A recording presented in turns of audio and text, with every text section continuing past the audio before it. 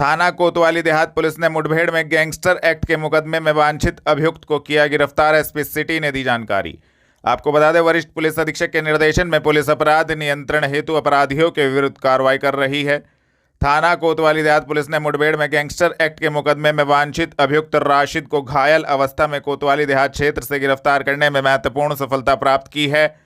इस संबंध में एसपी सिटी व्योम बिंदल ने सोमवार दोपहर 3 बजे पुलिस लाइन स्थित कार्यालय से जानकारी दी, जिसके कब्जे से एक तमंचा, एक खोखा, 3 जिंदा कारतूस, 315 बोर, एक चोरी की मोटरसाइकिल बरामद की गई है। जनपद सहारनपुर में श्रीमान वरिष्ठ पुलिस अधीक्षक महोदय सहारनपुर के निर्देशानुसार लगातार वांछित लोगों की तलाशी एवं सघन चेकिंग का अभियान चलाया जा रहा है। इसी क्रम में आज यानी 16 जून को सुबह थाना कोतवाली देहात की पुलिस के द्वारा चौकी पुवार का क्षेत्र के अंतर्गत आसन वाले रजवाहे के पास चेकिंग की जा रही थी। जब पुलिस चेकिंग कर रही थी तो उस समय एक बिना नंबर प्लेट की मोटरसाइकिल पे 2 युवक सवार थे, वो आते दिखाई दिए। पुलिस ने उनको रुकने का इशारा किया, परंतु वे लोग रुके नहीं, उल्टा वे लोग भागने लगे। तो पुलिस ने उनका पीछा किया। जब पीछा करते करते वे लोग जंगल के रास्ते की तरफ गए और किस तरह उनकी बाइक जो है वो अनियंत्रित होकर गिर गई एवं वो लोग भागने लगे और भागते समय उन लोगों ने पुलिस पर फायरिंग की। जवाब में पुलिस ने आत्मरक्षा में उनके ऊपर जवाबी फायरिंग की, जिसमें से एक व्यक्ति के पैर में गोली लग गई और दूसरा व्यक्ति जो है फरार हो गया। जब उस व्यक्ति को पकड़ा गया जिसके पैर में गोली लगी थी, तो उसका नाम मिला राशिद सन ऑफ महबूब, जो कि थाना कोतवाली देहात क्षेत्र का ही रहने वाला है। उसकी क्रिमिनल हिस्ट्री चेक की गई तो उसके ऊपर करीब 9 मुकदमे हैं। वो ऑलरेडी थाना कोतवाली देहात के गैंगस्टर एक्ट के मुकदमे का वांछित था। उसके ऊपर गोकशी के, अटेम्प्ट टू मर्डर के भी अन्य काफ़ी मुकदमे हैं।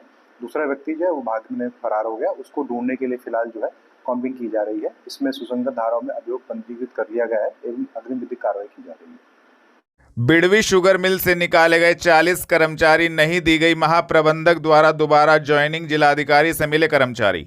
आपको बता दें, बिड़वी शुगर मिल के द्वारा 40 कर्मचारियों को निकाला गया था, जिसमें वार्ता के बाद महाप्रबंधक ने आश्वासन दिया था कि 15 जून तक सभी को काम पर वापस रख लिया जाएगा, लेकिन ऐसा नहीं हुआ। इसी कारण सभी कर्मचारी सोमवार दोपहर 3 बजे कलेक्ट्रेट स्थित जिलाधिकारी कार्यालय पर पहुंचे और जिलाधिकारी से मुलाकात की।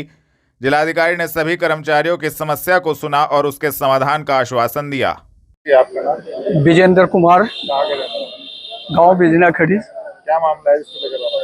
ये हम सभी कर्मचारी बिड़वी शुगर मिल में 2 वर्ष से कार्यरत थे। अब 2 साल के बाद मैनेजमेंट ने सबको हटा दिया और बोल रहे 50 किलोमीटर दूर के कर्मचारी रखे जाएंगे, जबकि फैक्ट्री क्षेत्र में हमारे गन्ना हम दे रहे किसान के बच्चे। तो विधायक जी से भी मिले, उन्होंने भी आश्वासन दिया। डीएम साहब से मिले, आश्वासन मिला। और ये अपनी हठधर्मिता के कारण मैनेजमेंट झुकने को तैयार नहीं, ना बच्चों को रख रहा, किसी भी कर्मचारी को लेने से स्पष्ट मना कर दिया। कुछ दिन पहले आपने धरना भी दिया था, अब तो 15 तारीख का टाइम दिया था। आज हम उन्हें मिले तो आज भी बिल्कुल स्पष्ट जवाब दे दिया। इसलिए डीएम साहब से कहा अगर नहीं रखेंगे तो एक बड़े आंदोलन की हम वहाँ पर आंदोलन करेंगे, जिसकी पूर्णतः जिम्मेदारी यहाँ के प्रशासन और शासन की होगी। तो डीएम साहब ने क्या आश्वासन? डीएम साहब ने आश्वासन दिया अभी वो सीएमडी साहब से बात करेंगे हम। उसके बाद डीएम साहब से एक बार फिर मिलेंगे और डीएम साहब ने पूरा आश्वासन दिया। काम होता है तो ठीक है, नहीं तो फिर अगली कार्रवाई जैसी होगी आपस में बैठ कर तय करेंगे। नितिन कुमार। क्या मांग है? हमारी मांग ये है, हम 2 साल से कार्यरत थे कॉन्ट्रैक्ट बेस से। कहाँ पे? बिड़वी शुगर मिल, वेव इंडस्ट्रीज। और जो है वहाँ पे 2 साल से कार्यरत थे। और अब जब 2 साल के बाद उन्होंने कहा भाई हमारी ये कंपनी बेस पे होने को आए, तो वे कहने लगे कि हम यहाँ लोकल के बंदों को या इनको नहीं रखेंगे, हम बाहर से ही रखेंगे, 50 किलोमीटर के दायरे से बाहर से रखेंगे। तो ये प्रक्रिया है और हम पेड ऑफ किए थे और हमको फिर दोबारा अब तक नहीं बुलाया गया। मिले आप किसी से? हाँ, कंपनी में मिले हम, जीएम साहब प्रतिनिधि और जीएम साहब से सबसे मिले। उन्होंने ये अब तक तो यही आश्वासन दिया भाई हो जाएगा 2 का हो जाएगा, 4 का हो जाएगा, ऐसे हो जाएगा, वैसे हो जाएगा, हमसे ये कहा गया। तो आज किससे मिले फिर? आज हम जीएम साहब से मिले थे। सीएम डीएम साहब से मिले ना? हाँ, डीएम साहब से मिले हैं। उन्होंने हमको पूरा आश्वासन दिया है कि आपको कोई भी कार्रवाई, धरना वरना या कुछ भी करने की जरूरत नहीं है, ऐसे ही आपका काम हो जाएगा। वो कह रहे थे कि हम बात करेंगे एमडी से। पुलिस लाइन पहुंची पीड़िता ने ससुरालियों पर लगाया मारपीट करने एवं दुर्व्यवहार करने का आरोप, दी जानकारी। आपको बता दें, सोमवार दोपहर 2:30 बजे मेरठ निवासी एक पीड़िता अपने मामा के साथ पुलिस लाइन पहुंची। पीड़िता का कहना था कि ससुरालियों के द्वारा उसके साथ मारपीट की गई और दुर्व्यवहार किया गया, जिसके कारण वह अपने मामा के यहाँ रह रही है। तो वहीं अब ससुरालियों ने कई तरह के गंभीर आरोप पीड़िता पर लगाए, जिसको लेकर पीड़िता ने पुलिस प्रशासन से न्याय की गुहार लगाई है। क्या मामला है इसको लेकर आज आप यहाँ पर? सर, कल एक वीडियो जारी किया गया था मेरे पति और ससुर के द्वारा, और एक न्यूज चैनल वालों ने बिना मेरे परमिशन के, बिना मेरा पक्ष सुने उसे डाल दिया, और उसमें मेरे चरित्र पर, मेरे मामा जी के साथ मेरे अवैध संबंध बताए हैं, जो कि मेरे से 35-40 साल बड़े हैं। और इस मतलब जो है कि समाज में जो मामा भांजी का रिश्ता है उसे भी तार तार किया है। और जो मैं थोड़ा अपना बताना चाहूंगी कि मैं अपने, जब मेरी शादी हुई थी उसी के बाद से ये लोग मुझे दहेज के लिए प्रताड़ित कर रहे थे, मारपीट करते थे। और जो मेरा पति है उसके बाहर अफेयर्स हैं, शादी से पहले भी अफेयर्स थे, तो उसे मैं कहाँ पसंद थी, तो वो मुझे मारते थे, पीटते थे। मुझसे मेरा जो ससुर है वो बहुत बदतमीजी करते थे, गलत गलत काम करते थे और मेरे साथ जबरदस्ती करते थे। और जो मैं इस चीज का विरोध करती थी, और मेरे पति को मेरे से कोई मतलब नहीं था, क्योंकि वो रात रात भर अपनी लड़कियों से बात करते थे बाहर। और मैं मम्मी पापा से बोलती भी थी कि ऐसे क्यों बात कर रहे हैं, किसी किसी लड़कियों से वीडियो कॉल पे लगे हुए हैं कि ये इसकी कंपनी की लड़कियां हैं और तुझे इससे कोई मतलब नहीं है और तू हमारे पास सो जा। और मेरा ससुर भी मुझे खींच खींच के कि हमारे पास सो, हमारे पास सो, मेरे बेड पे सो, मेरे बेड पे सो, ऐसे मेरे साथ ये चीजें करते थे। बहुत गंदा व्यवहार करते थे, मुझे प्रताड़ित करते थे। जो कि मैं 9 महीने की गर्भवती थी, उसी बीच ये मेरे साथ, मेरे जो ससुर थे वो रात रात को 2-2 बजे निक्कर बनियान में मेरे कमरे में आते थे और मुझे, मेरा मुंह पकड़ पकड़ के मुझे बेड पे धक्का देते थे। मेरा इतना बड़ा पेट था, मेरी डिलीवरी कराने के लिए भी मना कर दिया कि तेरे घर वाले कराएंगे, हमारे पास पैसे नहीं है। और मुझे मेरे बच्चा होने से एक दिन पहले मुझे मार पीट के, मेरी सारी चीज मुझसे छीन के मुझे भेज दिया इन्होंने कि तू जा अपना दूसरा खत्म कर ले और हम तो अपने लड़के की दूसरी शादी करेंगे जो हमें अच्छा माल देगा। और मेरे साथ मैं गाड़ी नहीं लेके गई थी, उसकी भी इन्हें बहुत वो थी कि यहाँ तो जो किसान लोग हैं उन्हें भी गाड़ी मिलती है और तू हमारे लिए गाड़ी नहीं लेके आए, तूने अच्छा दहेज नहीं दिया। मेरी सास सौतेली है, वो भी मेरे साथ बहुत गंदा व्यवहार करती थी, मारती थी, खाना भी नहीं देती थी। और वो उनके यहाँ पे जो गलत गलत चीजें औरतों के साथ होती हैं या वहाँ की जो औरतें गलत काम करती हैं, वो अब उन्होंने जो मेरे पे लगाने शुरू कर दिए इल्जाम। क्योंकि 2 साल हो गए हैं मैं अपने घर हूँ, मैं अपनी बच्ची को, अपने आप को, खुद को मेरे घर वाले पाल रहे हैं, जिन्होंने अपना सब कुछ जमीन वगैरह बेच के मेरी शादी की थी। किसी तरह इतनी अच्छी शादी करी, इन लोगों को दहेज दिया, पर ये खुश नहीं थे। तो इन्होंने क्या किया, मुझे वहां से भेज दिया। मेरी बच्ची का भी मेरे ही घर वाले कर रहे हैं, डिलीवरी भी मेरे घर वालों ने ही कराई है ऑपरेशन से मेरठ में। इन्हें कोई मतलब नहीं था मेरी डिलीवरी से भी। और मैं मेरी बच्ची के साथ 2.5 साल से अपने घर रह रही हूँ। मेरा केस कोर्ट में चल रहा है और उस मेरा केस जो कोर्ट में चल रहा है वहाँ पे हमारा खर्चा जो मेंटेनेंस होता है वो बंधा हुआ है, और जिसके इन्हें रिकवरी वारंट जारी किए गए हैं, जिसे इन्हें पैसा ना देना पड़े। तो ये मेरे चरित्र पर उंगली उठा रहे हैं। मुझे जो इन्होंने मेरे साथ अत्याचार किए हैं उसे छोड़ के ये अब मुझे गलत कर रहे हैं। अगर मैं गलत होती तो मैं क्यों अपने घर बच्चा इनका करती 9 महीने में। इन्होंने मुझे 4 महीने में, 9 महीने मेरी शादी चली है, धक्का दे के, मार के, पीट के, मेरे पेट में भी लात मारी हुई है। मेरा ससुर भी बहुत गंदा व्यवहार करता था, इन्होंने मुझे ऐसे करके भेज दिया है। और अब और कुछ नहीं मिला मेरे, मतलब वैसे तो कोई मिला नहीं, तो मेरे मामा जी जो हैं वो भी मेरे पैरवी कर रहे हैं। और ये मतलब प्रतिष्ठित इंसान है और इन्हीं का और मेरा रिश्ता जोड़ दिया है। क्या चाहती हैं आप?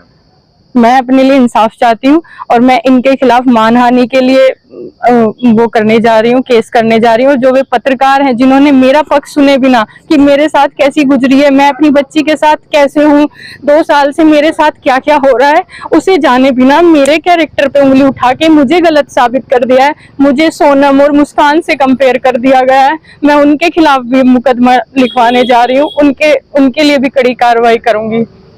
हरिद्वार गंगा नदी में डूबा सहारनपुर का रहने वाला युवक डूबने से पहले का वीडियो सोशल मीडिया पर हुआ वायरल।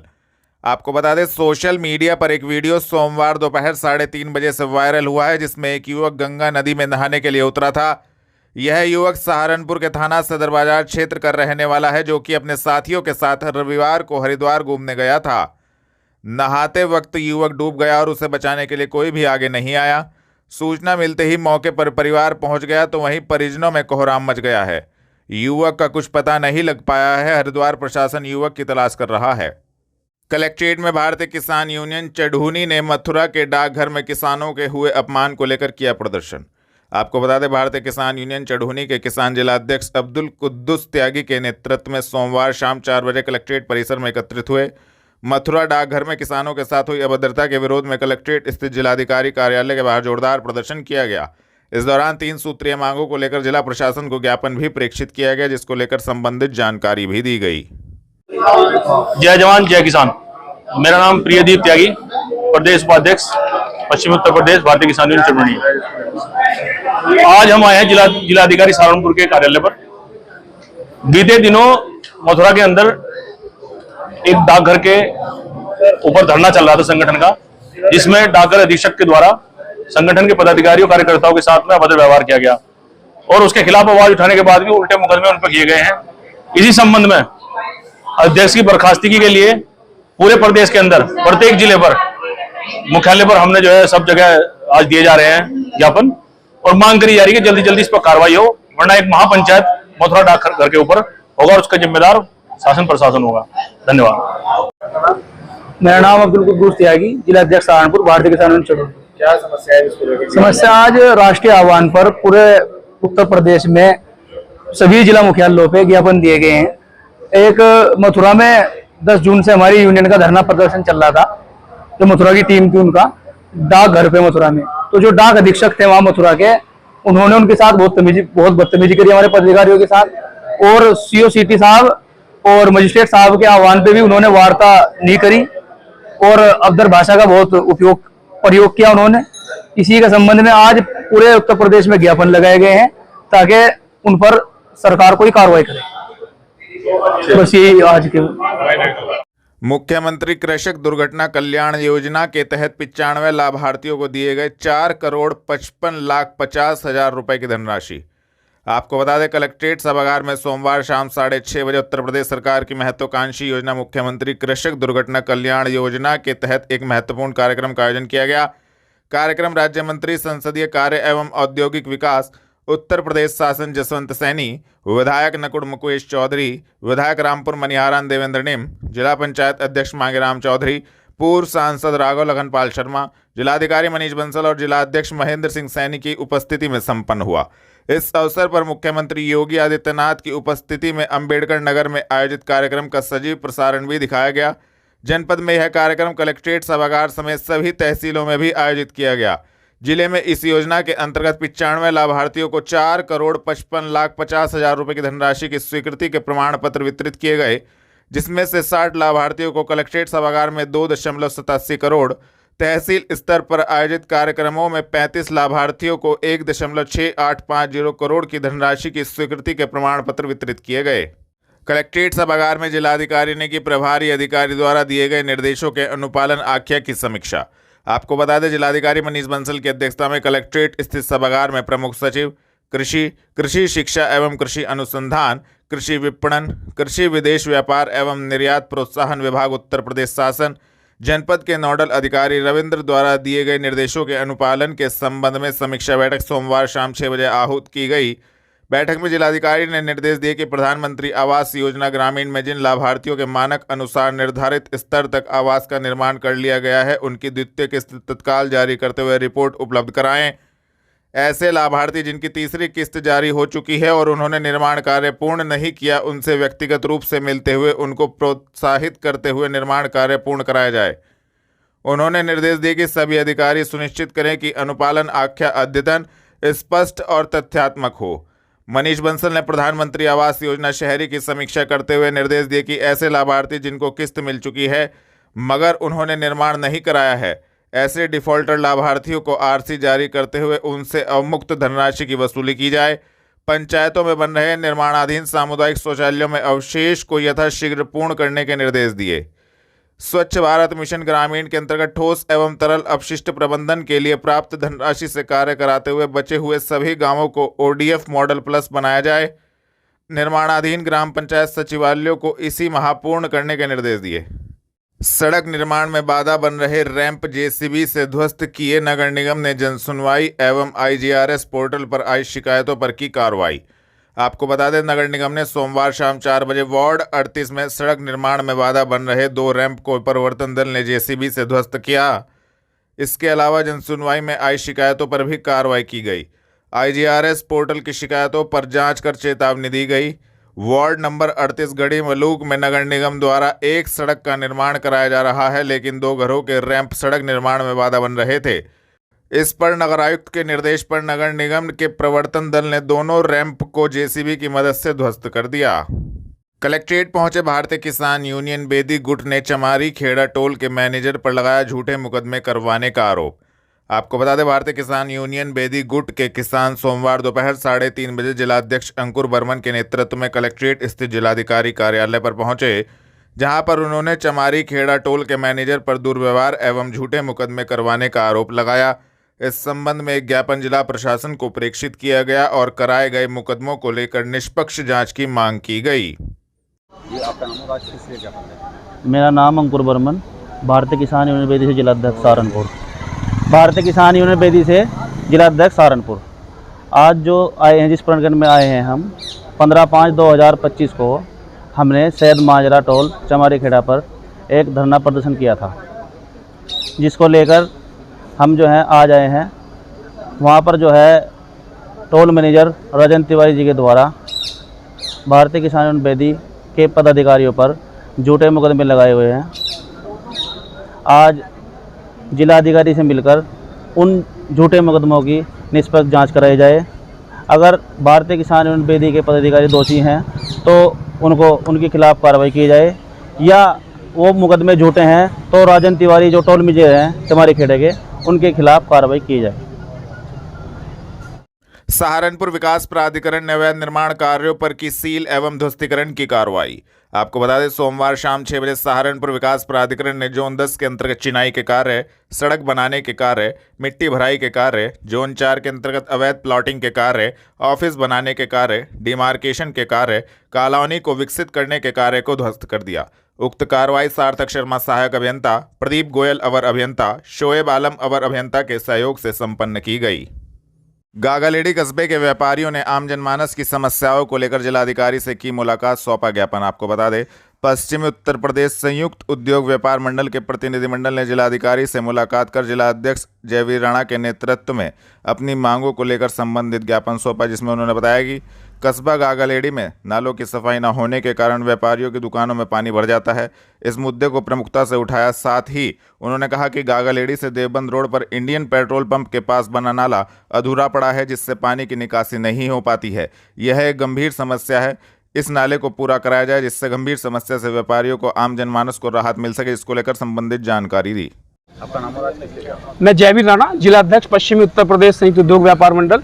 आज गागालेडी इकाई के हमारे तमाम पदाधिकारी, हमारे व्यापारी यहाँ पर आए हैं और गागालेडी में जो व्यवस्था बहुत खराब पड़ी है, वहाँ पर नाले भी नहीं है, जिससे नाले सही तरीके से जब नहीं है वहाँ पर तो जल भराव की समस्या का बहुत सामना व्यापारियों को करना पड़ रहा है। कल भी जो बारिश हुई है तो दुकानों में पानी भर गया और उसके बाद व्यापारियों का सामान भी बहुत खराब हुआ है। तो लगातार पिछले कई वर्षों इसी प्रकार की समस्याएं आ रही हैं।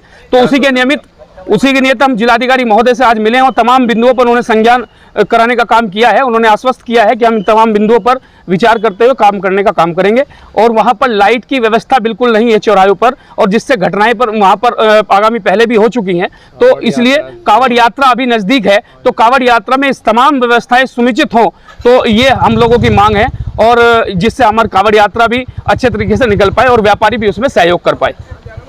एनजीटी के नाम पर डेयरी संचालकों के हो रहे शोषण के खिलाफ डेयरी संचालक संघर्ष समिति के अध्यक्ष संजय वालिया के नेतृत्व में डेयरी संचालकों ने नगर निगम का पुतला फूंककर अपना विरोध जताया। अनावश्यक उत्पीड़न के खिलाफ 25 जून को नगर निगम पर गाय भैंसों के साथ प्रदर्शन करने की घोषणा की। संघर्ष समिति के अध्यक्ष संजय वालिया के नेतृत्व में डेयरी संचालकों ने हकीकत नगर के रामलीला मैदान पर नगर निगम के खिलाफ नारेबाजी कर नगर निगम का पुतला फूंका। बताएं कि किस मामले को पुतला फूंका गया है? पुतला इसलिए फूका जा रहा है, लगभग पिछले एक हफ्ते से डेयरी संचालक परेशान हैं कि नगर निगम के द्वारा उन्हें उत्पीड़ित किया जाता है। समय समय पर उनकी गाय भैंस खोलकर उन गाय भैंसों को अपने गौशाले में ले जाया जाता है, जहाँ व्यवस्था भी नहीं है, क्योंकि हमारे 1.5 से 2 लाख की भैंस और गायें होती है, और जब गौशाला में जाती है व्यवस्था वहाँ होती नहीं है तो हमें दिक्कत होती है। और फिर एक रसीद ऐसी बना रखे कि रसीद के नाम पे 51,000, 57,000, 11,000, 21,000 एक रसीद काटते, तब हमारे 3 दिन में गाय भैंस देने का काम करते हैं। होता क्या कि गाय भैंस 3 दिन में बेकार होने का काम होती है। अगर आप हमारे यहाँ उस टाइम 15 किलो दे रही थी, 3 दिन बाद वो 5 किलो पर रहने का काम करती है। हम पूछना चाहते हैं नगर आयुक्त साहब से और सभी बड़े अधिकारियों से अदब के साथ कि साहब या तो हमें निपटाई दो, अपने आप सारी गाय भैंस ले लो, ना रहेगा भैंस गायें और ना रहेगा रोजगार। हमारे बच्चे कहाँ जाएंगे? किसने सोचने का काम किया है? एक छोटा समुदाय तो है नहीं इसका। छोटा समुदाय होता तो चलो मान लिया 4 डेयरी वाले हैं, 6 डेयरी वाले, कभी भी बंद कर दो। इतना बड़ा समुदाय है, कम से कम 50,000 लोगों की जीविका का साधन है। एक परिवार के साथ 10-10 लोग लगे हुए हैं और एक नौकर भी लगा हुआ है, सामान भी लाने वाला लगे, तो 50,000 जो ऊपर लोग डेयरी संचालकों के परिवार हैं, तो ऐसो क्या भूखा मारने का काम करोगे? हमने तय किया था एनजीटी के नाम पर शहर के अंदर सैकड़ों फैक्ट्री खुली हुई हैं। आप बड़ी बड़ी फैक्ट्री क्यों देखते हैं? स्टार पेपर मिल, कामधेनु, जहाँ की इतनी बड़ी फैक्ट्रियाँ लगी हुई हैं, जिसका सारा पानी हमारे पाँव धोने नदी में जाने का काम करता है। अनगिनत लोग कैंसर से पीड़ित हैं, तो आपको वो दिखाई नहीं देता, सिर्फ दिखाई देता है तो भैंसों को पकड़ लो। जब भी एनजीटी का दबाव दिल्ली से आता है तो पकड़ लो भैंसों डेयरी वालों को, तो सब तो सीधे हैं, इकट्ठे भी नहीं हो पाते, बड़ी मुश्किल इकट्ठे हों। पैसा इन पे है नहीं, सांझ की रोटी का जुगाड़ होता नहीं, सामान कहाँ से लाते हैं, कैसे करते हैं, ये नहीं पता है। साफ तौर पे कहना चाहते हैं, आज यहाँ पर पुतला फूकने का काम किया है। अगर अभी भी बैठकर सुधार, हम कहते हैं नगर आयुक्त साहब एक कदम बढ़ा के देखो, हमें व्यवस्था दे के देखने का काम करो, हम 4 कदम आपके साथ बढ़ाएंगे और खुशी खुशी हम कहने का काम करेंगे कि नगर आयुक्त जिंदाबाद। लेकिन जब आप हमारी रोजी रोटी छीनने का काम करोगे तो हम कहने का काम करेंगे नगर आयुक्त मुर्दाबाद। अगर फिर भी ये नहीं मांग पूरी होती है तो क्या? तो 25 तारीख का हमारा खुलेआम है ही कि 25 तारीख को हम वहीं नगर निगम में रहने का काम करेंगे, अपनी भैंस गाय रखने का काम करेंगे, और जब तक हम या तो भैंस गाय छोड़ के चले आएंगे, वहाँ सारी दिया होंगे उन्हें, भाई तुम उनकी व्यवस्था करो। हम कुछ और सोचेंगे, भूखे मरेंगे, आत्मदाह भी कर सकते हैं उस दिन कुछ ना कुछ लोग। ये भी हो सकता है कि अगर हमें कठिन कदम उठाना पड़ा। कितने डेयरी संचालक आपके साथ हैं? मतलब डेयरी संचालक सारे साथ हैं, अभी तो रोज रोज तंग नहीं कर रहे उन्हें, हम रोज सारों को बुला के आगे 25 तारीख को आपको सारे दिखाई देंगे 100%।